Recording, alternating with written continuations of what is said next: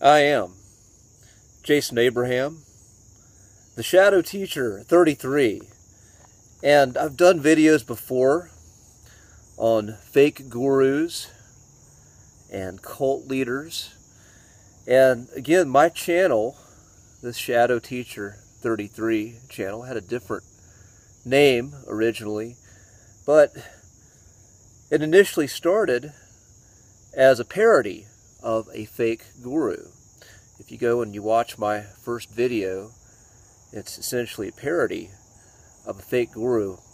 As I've always had some level of fascination with the fake guru, with the great power of a cult leader who can just put you in a hypnotic trance and convince you to give up everything you own, give up your soul, to follow that guru and give them a rich, plush life. I've always been fascinated by the creepy, crooked televangelists who would claim to represent God and preach the Word of God, but yet promote people who are struggling financially, who are maybe irresponsible financially, to give them all their money.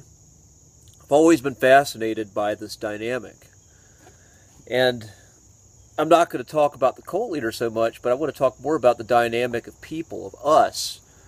You know, what is it about people where you see so much of this, and you see clearly there are plenty of frauds and scams out there, and how these scams always end. But why do people buy into it so much, and so frequently, and so consistently? And all this taps in to a very primitive part of the human brain, the human consciousness, this reptilian brain, as the Darwinist would say, this piece of the brain that is motivated to fight, to fuck, to survive, to want to get as much stuff as they can, to signal power, to signal importance, but ultimately this deep, primitive survival instinct in the human brain. And what these fake gurus do is they promise things. They promise a massive shift in your life to where you will be safe, you will be happy, you'll feel this abundance, yet no critical thinking is required of you. No engagement and interaction of effort is required, other than the effort that the guru asks. But there's ultimately just no engagement of your being as an individual, where you are saying, how do I participate in this? How does this, what's being asked of me, what's being promised to me, does this actually work? What are the mechanisms of how it works? Why do I want this? There's just that deeper level of thought. Typically people are saying, wow, this is amazing. You can get rich, you can get powerful, you can get laid by just doing something very simple, by following 5 easy steps and just taking this one person's word for it, who's got a certain level of production in their image they're showing me.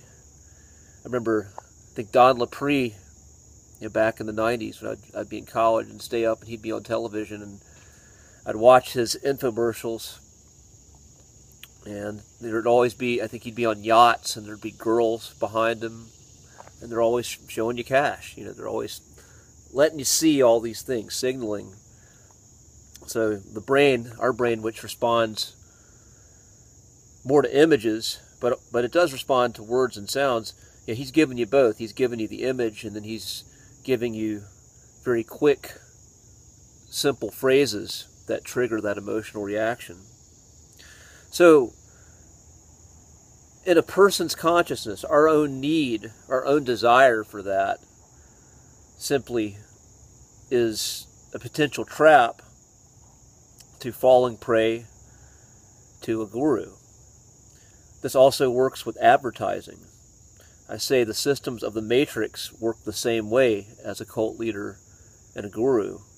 if you ever watch advertisements on YouTube or on television, they all promise you something very simple. You know, they're promising you a hack. They're promising you something simple, quick, and doable. And what they don't promise, again, well, I should say what they do promise is easy mastery, but what they don't tell you is that mastery requires consistent, steady effort. It requires lots of time. It requires critical thought and examination of your process, refinement of a process to truly master something. It's not a quick linear line. Mastery is usually like this wave that gradually you get to this top when you get that master level of a skill, of a gift, when you take your gift and you get that high expression of it. But advertising, again, doesn't do that. It grabs you with images. It grabs you with wanting to satisfy this reptilian brain, wanting pleasure, wanting instant pleasure, wanting, again, the access and safety of lots and lots of money, wanting the status of having a symbol that people see that you own a certain kind of car. They're going to look at you as being more important. That's how advertising works. And everything, again, it's this energy exchange. When something is promising big but not really asking a whole lot of us, it's just simply asking for our money, then the energy exchange from that, once again, is you're just going to give money to something, but yet there's not the same level of engagement to where, you know, you're giving money, but you're more engaged, shall I say, in a process, or engaged with a person, you know, a person who is offering you whatever it is. And there are things in life, you know, that are these simple transactions in our modern world where you just want to give something, you know, pay quickly and just have something simple that's cheap and available for you. There's some things where that's appropriate, but the things that advertising and these fake gurus promise, again, miracle cures, miracle shifts in life, whenever something is promised that quick for just this exchange of money, or again in the case of the guru, exchange of everything, you know, you're essentially giving up a level of consciousness on your part. I work, again, as a wellness coach, and all of the clients I've trained that have had great success, one attribute they all share is they all were willing to do their part of the process. They looked at me as a coach and guide and invested in me because they believed that I could help them. There's something about me they had faith in, but they understood and were willing to do their part of the process. That being said, they also respected the fact that I was offering my time and my wisdom to them, and they wanted to make sure I was getting something in return as well. I was being taken care of. So there was this energetic exchange that was very even. Where those who fail, and who have consistently failed that have come before me, they wanted me to fix all their problems. They wanted me to offer them something like a fake guru would, that would fix an ailment, essentially have me wave a magic wand and some problem of theirs be fixed out of the blue with minimal effort on their part. Many of those people also didn't want to pay me. They didn't want to pay my rate. They wanted me to discount my service for them. They wanted me to,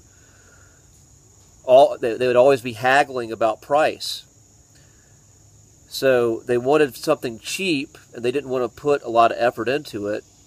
And now I try to not even take on these people to begin with. When I see that consciousness from the get-go, I refuse to even take someone on as a client like that. But when I was learning my skill as a coach and a trainer, I engaged in that. And again, consistently, all of these types of people failed. They did not achieve the result they wanted. And again, whereas those who were engaged in the energetic exchange of their full being, their full participation, willing to offer something on their part that they were going to do and invest in the process financially and with their time and with their being, and not giving their souls to me, simply investing in my resources of guidance and then doing their own thing. You know, and on the other end, for me, I invest my full being in them. I would look at their lives and I would try to apply universal principles of wellness to help them come up with strategies that work for their lives. Their strategies, not that were based off of a universal principle, not me selling them a method and selling them my lifestyle. And that's been successful. So we have to look at this energetic exchange, and I would say these clients are coming from a higher expression of human potential. And that higher expression, again, requires more engagement on our part. The consciousness of fake gurus, the consciousness of corporate advertising that promotes a lower level of consciousness, that basically nourishes the low level of consciousness that's already in a human, and so the expression of the human ends up being more of that.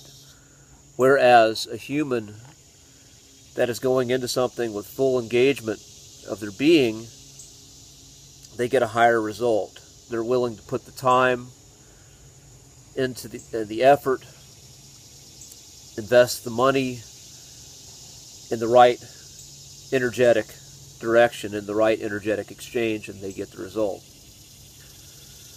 So now I'm getting signs from the universe. Leaf blowers are going on, lawn mowers are going on, and I'm taking that as a cue for me to end this video. But I encourage you to understand, dig deeper, examine yourself, examine the faculties that promote a higher state of being in you, and look at what takes away from that. We're always going to go into some of these faculties that where we get unconscious, when we get in that low state of consciousness, but when we're aware of that, we can reduce the time we play in those realms and be more intentional about the time we're playing in the realms that cultivate our higher potential. And then the result is we express that higher level of potential, and we don't give our power, our resources, our energies away to charlatans and charlatan systems. So be strong, be well, and I'll see you on the other side, my friends.